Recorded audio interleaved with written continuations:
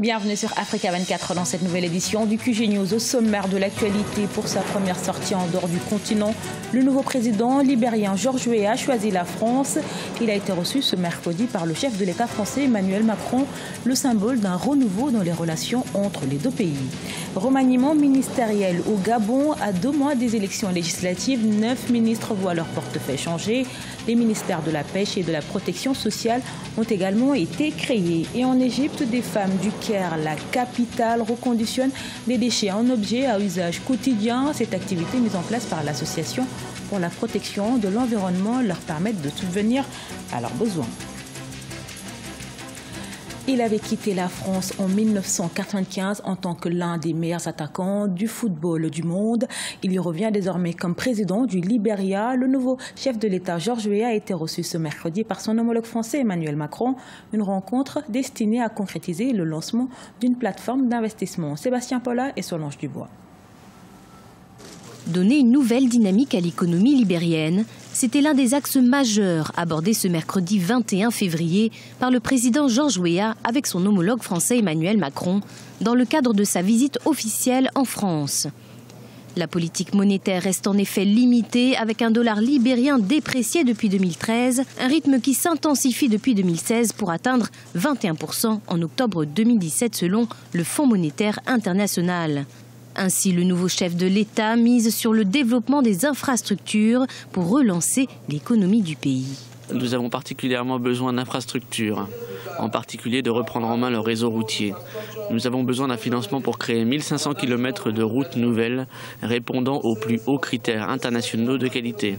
Le secteur de la santé et de l'éducation font également partie des priorités du président Georges Weah, mais aussi le chômage qui était au cœur des discussions.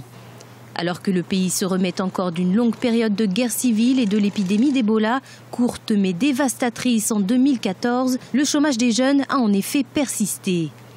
Le chef de l'État décide donc de faire de l'autonomisation une préoccupation fondamentale.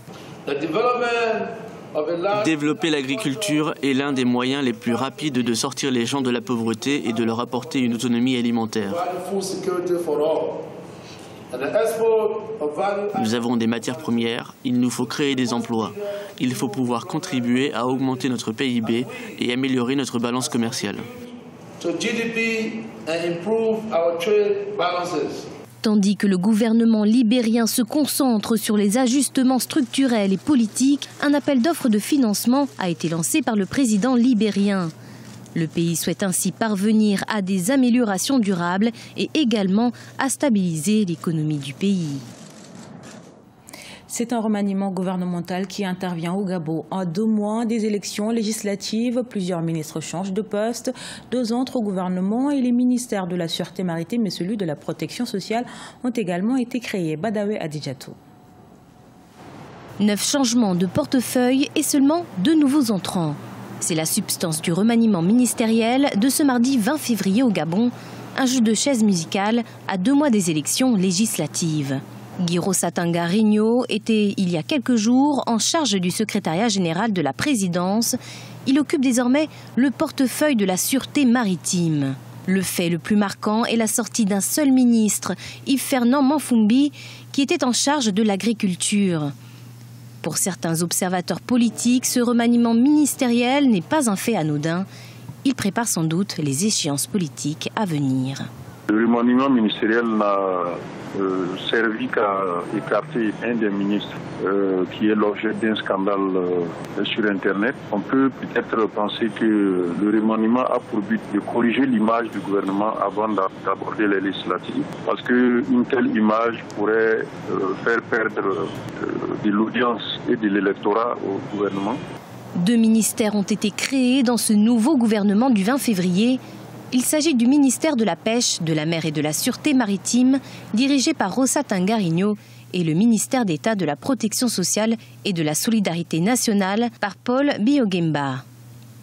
Ainsi, de nouvelles missions et de nouveaux défis attendent ce nouveau gouvernement. La création du nouveau ministère peut répondre à deux types de préoccupations.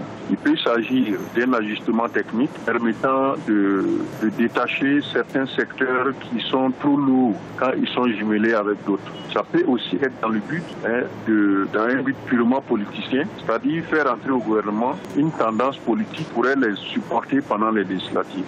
Reportées à 2 reprises en 2017, les législatives au Gabon sont prévues pour fin avril 2018. Un scrutin qui pourrait changer la carte politique du pays et redéfinir le jeu politique au Gabon. Vous l'aurez reconnu, c'est un sujet commenté par Solange Dubois. En Égypte, près de 200 femmes d'un quartier du Caire, la capitale, s'occupent chaque jour à transformer des déchets en objets à usage quotidien. Cette initiative, qui rentre dans le cadre d'un projet créé à la fin des années 1980, permet à ces femmes, en plus d'avoir un revenu, d'apprendre à lire et à écrire. Chez Komar Bandaogo. Tout commence par un tri. Ces femmes, résidentes du bidonville de Manchet Nasser, un quartier du Caire, la capitale égyptienne, participent à donner une seconde vie à des déchets de leur localité. Des morceaux de tissu aux boîtes de conserve en passant par le papier, les produits qui en sont faits sont multiples. Nous utilisons les déchets d'usine et nous les recyclons. Nous utilisons des pièces de tissu de t-shirts pour en faire des tapis, des nappes, des tapis de bain, des sets de table et des tissus multicolores. Nous faisons tout ça ici.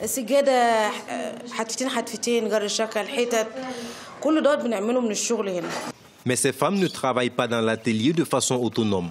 Elles sont en effet formées dans le cadre d'un projet fondé à la fin des années 1980 par l'Association pour la protection de l'environnement.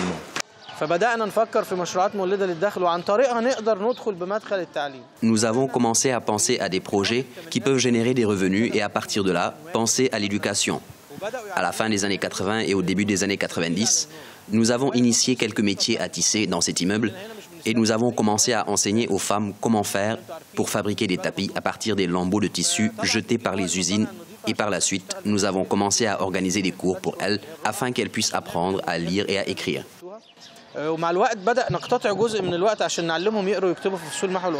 Par la suite, les femmes ont développé une véritable compétence. Les produits issus de cette transformation sont ici vendus dans un magasin.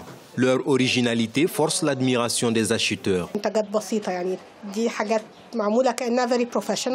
Les articles sont très simples, mais fabriqués de manière très professionnelle. Je n'aurais jamais imaginé que c'était fabriqué à partir d'éléments très simples.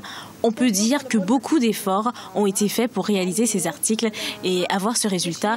J'apprécie les gens qui travaillent ici. L'Association pour la protection de l'environnement a ainsi contribué à améliorer les conditions de vie de ces femmes. Au cours des 2 dernières décennies, elle a aidé des centaines de femmes et en emploie actuellement près de 200. Dans le reste de l'actualité au Mozambique, l'effondrement d'une décharge publique a fait 17 victimes à Maputo. Les fortes précipitations qui se sont abattues sur la capitale sont la cause de cet accident. La fermeture de cette décharge est en discussion depuis des années. Celle-ci avait en effet atteint la hauteur d'un immeuble de 3 étages. Solange Dubois. 17 personnes ont perdu la vie, d'autres ont été blessées suite à l'effondrement d'une décharge située à la périphérie de Maputo, la capitale mozambicaine. Des chiffres confirmés ce lundi 19 février par le maire de la ville, David Simango. En cause, de violentes pluies qui se sont abattues sur la ville et qui ont également provoqué des inondations, endommageant routes et habitations. Queremos confirmar la mort de 17. Nous avons confirmé que 17 personnes ont été tuées, avec 12 adultes et 5 enfants. 5 personnes ont également été hospitalisées. Il s'agit de 3 adultes et de 2 enfants. Les victimes qui vivaient autour de la décharge du Léné dormaient quand la terre s'est effondrée selon les autorités. Leurs maisons ont été alors littéralement enterrées. Des sauveteurs sont toujours à la recherche de survivants. Les opérations de sauvetage sont en cours. Nous pensons qu'il y a plus de 17 victimes, mais pour le moment, c'est le bilan que nous avons déterminé. Les autorités municipales envisageaient depuis longtemps de fermer la décharge. Celle-ci avait en effet atteint la hauteur d'un immeuble de 3 étages. Mais pour l'heure, 60 familles ont été transférées en sécurité. 32 familles restent encore dans le besoin urgent d'un abri. Ce journal a été réalisé par l'ensemble de la rédaction. Merci pour votre fidélité. Dans un instant, une nouvelle édition de l'actualité sur Africa 24.